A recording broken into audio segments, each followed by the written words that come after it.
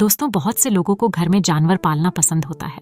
ऐसे लोगों को अपने घर में अपनी पसंद का जानवर पालना सुखद एहसास दिलाता है। आपने देखा होगा कि लोग अपने घर में कुत्ता या बिल्ली पालते हैं। कुत्ता को इंसान का सबसे अच्छा और वफादार पालतू जानवर माना जाता है, परंतु बिल्ली को लेकर भी शास्त्रों में कई तरह की मान्यताएं प्रचलित हैं। अक्सर आपने हमारे बड़े बुजुर्गों से यह सुना होगा कि बिल्ली को भविष्य में होने वाली घटनाओं के बारे में पहले से ही आभास हो जाता है। आइए तो बड़े ही प्यार से आज यह जानते हैं एक कहानी के माध्यम से। एक बार की बात है, पहाड़ियों और हरे भरे घास के मैदानों के बीच बसे एक छोटे से आरामदायक शहर में एम्मा नाम की एक दयालु महिला रहती थी। एम्मा जानवरों से प्यार करती थी और उसके पास एक छोटी सी झोपड़ी थी जहां वह अपने पालतू जानवरों के साथ रहती थी। मैक्स नाम का एक वफादार कुत्ता, पिप्पिन नाम का एक चंचल तोता और व्हिस्कर्स नाम की एक जिज्ञासु बिल्ली। व्हिस्कर्स कोई साधारण बिल्ली नहीं थी। मखमल की तरह मुलायम कोट और पन्ने जैसी चमकती आंखों के साथ वह एम्मा के घर की जान थी। व्हिस्कर्स को अपने आसपास की दुनिया की खोज करने का विशेष शौक था। हर दिन वह बगीचे में टहलती थी, जहां वह तितलियों का पीछा करती, पत्तियों पर झपटती और गर्म धूप में आराम करती। एक ठंडी शरद ऋतु की सुबह एम्मा ने कुछ ताजी रोटी पकाने का फैसला किया। बेकिंग ब्रेड की खुशबू झोपड़ी में भर गई और जल्द ही पूरा घर सुखदायक खुशबू से भर गया। खिड़की के पास झपकी ले रही व्हिस्कर्स ने अपनी नाक हिलाई और अपनी आंखें खोलीं। गंध इतनी अप्रतिरोध्य थी कि वह पतंगे की तरह रसोई की ओर खींची चली गई। जब एम्मा ने ओवन से सुनहरे भूरे रंग की रोटी निकाली तो उसने देखा कि व्हिस्कर्स उसके पैरों के पास बैठा है। उसकी हरी आंखें उत्सुकता से चौड़ी हो गई हैं। क्या तुम्हें कुछ ब्रेड चाहिए, व्हिस्कर्स? एम्मा ने अपनी बिल्ली के समान दोस्त की ओर मुस्कुराते हुए पूछा। व्हिस्कर्स ने धीरे से म्याऊं की। उसकी दुम आगे पीछे हिल रही थी और वह एम्मा की ओर देख रही थी। एम्मा व्हिस्कर्स की आंखों में विनती भरी नजर को रोक नहीं पाई। उसने ब्रेड का एक छोटा टुकड़ा तोड़ा और उसे अपने सामने फर्श पर रख दिया। व्हिस्कर्स ने ब्रेड को सावधानी से सूंघा और फिर एक छोटा सा निवाला लिया। उसने उसे धीरे धीरे चबाया। उसकी मूंछें हर हरकत के साथ हिल रही थीं। एम्मा देखती रही। उसे नहीं पता था कि क्या होने वाला है। क्या व्हिस्कर्स को ब्रेड पसंद आएगी या वह उसे नापसंद करेगी? एम्मा को आश्चर्य हुआ कि व्हिस्कर्स को ब्रेड पसंद आई। उसने छोटा टुकड़ा खत्म किया और एम्मा की ओर देखा, जैसे कि वह और मांग रही हो। एम्मा ने हंसते हुए उसे एक और छोटा टुकड़ा दिया। जैसे जैसे दिन बीतते गए, एम्मा ने पाया कि वह व्हिस्कर्स के साथ ज्यादा से ज्यादा रोटी बांट रही है। यह एक छोटी सी रस्म बन गई थी। हर बार जब एम्मा रोटी बनाती थी तो वह अपनी प्यारी बिल्ली के लिए एक छोटा टुकड़ा बचा लेती थी। बदले में व्हिस्कर्स को यह खाने में मजा आता था और एम्मा को उसे खुश करने में खुशी मिलती थी। हालांकि जैसे जैसे सप्ताह बीतते गए, एम्मा को व्हिस्कर्स में सूक्ष्म परिवर्तन नजर आने लगे। उसका एक बार चिकना और चमकदार कोट अपनी चमक खोने लगा। वह कम ऊर्जावान लग रही थी और बगीचे में खेलने की बजाय सोने में ज्यादा समय बिताती थी। एम्मा चिंतित हो गई। एक दिन स्थानीय बाजार में जाते समय एम्मा श्रीमती थॉम्पसन से मिली, जो जानवरों और उनकी देखभाल के बारे में अपने विशाल ज्ञान के लिए जानी जाने वाली एक बुजुर्ग महिला थीं।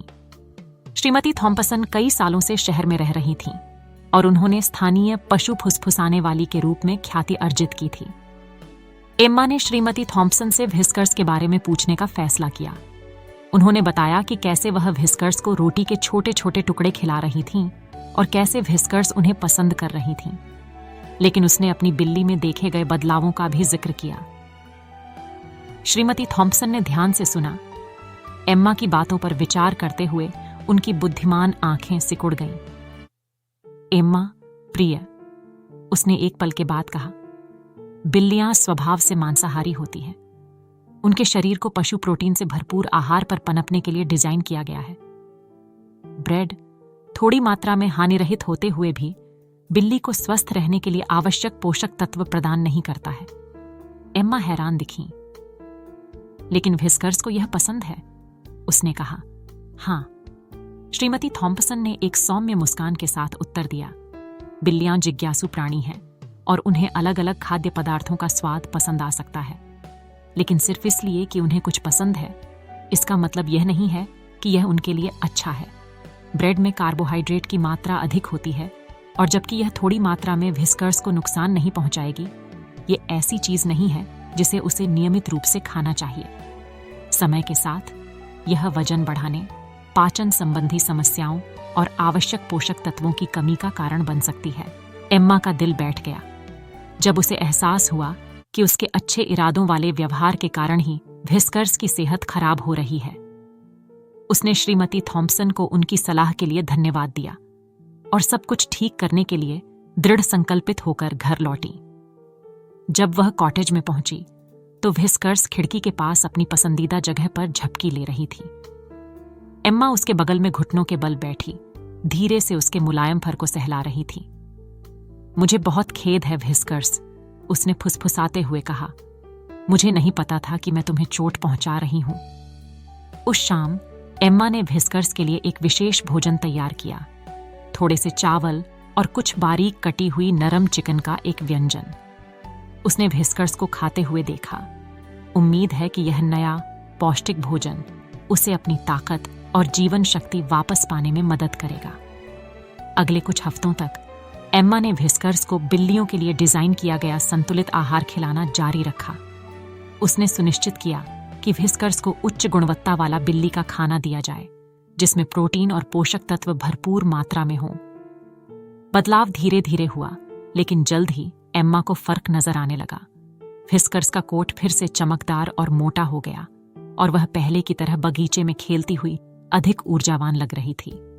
एम्मा अपनी प्यारी बिल्ली को उसके पुराने रूप में लौटते हुए देखकर बहुत खुश थी। उसने व्हिस्कर्स के आहार का हमेशा ध्यान रखने का वादा किया, यह सुनिश्चित करते हुए कि उसे केवल उसके स्वास्थ्य और कल्याण के लिए सर्वोत्तम संभव भोजन दिया जाएगा। एक दिन जब एम्मा रात का खाना बनाते समय उसे ताजी पकी हुई रोटी की खुशबू आई। कॉटेज में उस जानी पहचानी खुशबू ने उन सुबह की यादें ताज़ा कर दीं जब वह और व्हिस्कर्स अपनी छोटी सी मिठाई साझा करते थे। लेकिन इस बार एम्मा ने व्हिस्कर्स को एक टुकड़ा देने की इच्छा को दबा लिया।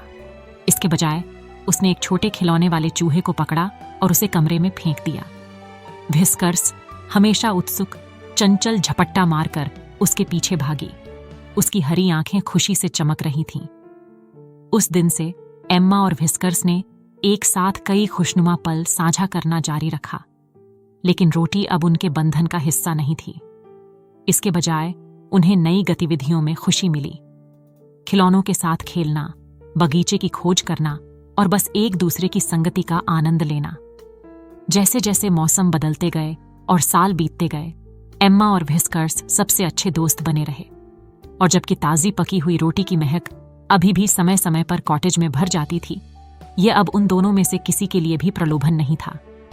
एम्मा ने अपनी प्यारी बिल्ली की देखभाल के बारे में एक महत्वपूर्ण सबक सीखा था, और व्हिस्कर्स ने प्यार, रोमांच और कभी-कभी जिज्ञासु बिल्ली के लिए अधिक उपयुक्त कुछ खाने से भरा एक लंबा और स्वस्थ जीवन जिया। और इस तरह पहाड़ियों और घास के मैदानों के बीच बसी छोटी सी झोपड़ी में एम्मा और व्हिस्कर्स हमेशा खुशी से रहते थे। उनका बंधन हर गुजरते दिन के साथ मजबूत होता जा रहा था, क्योंकि वे जीवन की सरल खुशियां साझा करते थे, रोटी के प्रलोभन से मुक्त, लेकिन हर दूसरे तरीके से समृद्ध।